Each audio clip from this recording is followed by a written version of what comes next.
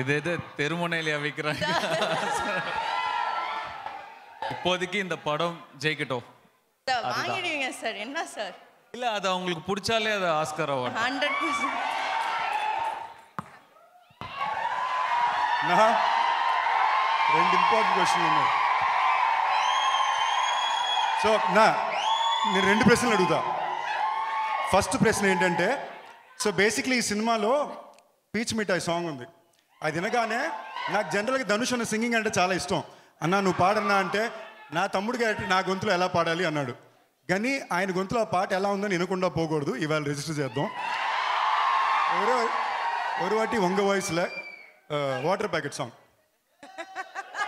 அந்த ரெஜிஸ்ட்ரி வேணும். தமிழ் லிரிக்ஸ் தான் தெரியும். ஓகே.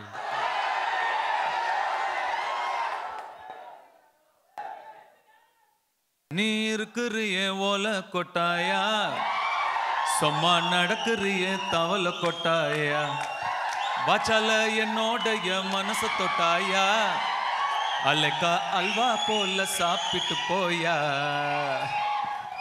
மஜவா இனிக்கிறிய பஞ்சு மிட்டாயா, ஆமா பஞ்சு மிட்டாயா, ஐயோ பஞ்சு மிட்டாயா, சோஜாவா படுத்துக்குவேன் ஓம் மடியில சாஞ்சி, சும்மா வாட்டமா இருக்கிறிய வாட்டர் பாக்கெட் மூஞ்சி. Thank you. இன்னொரு second question, most important question. ఇది చిన్న ఇంపార్టెంట్ మ్యాటర్ కూడా మీ అందరూ వినాల్సింది. నేను ధనుష్ 2 సినిమాలు చేసాం. లిటరల్గా ఒక గురువు ఒక అన్ననే భావిస్తా. తన కుటుంబంతో ఎంత క్లోజు, పిల్లలతో క్లోజు. కానీ ఇవాళ వరకు మా ఇద్దరు ఫోన్ నెంబర్లు ఒకరి దగ్గర లేవు. ఇది నిజంగా మేము ఇప్పటిదాకా ఫోన్లో మాడుకుందే లేదు.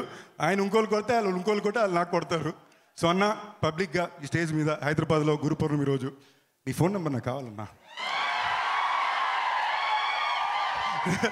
ఇంకోటి నేను ఇది తప్పకుండా రిజిస్టర్ చేయాలనుకుంది.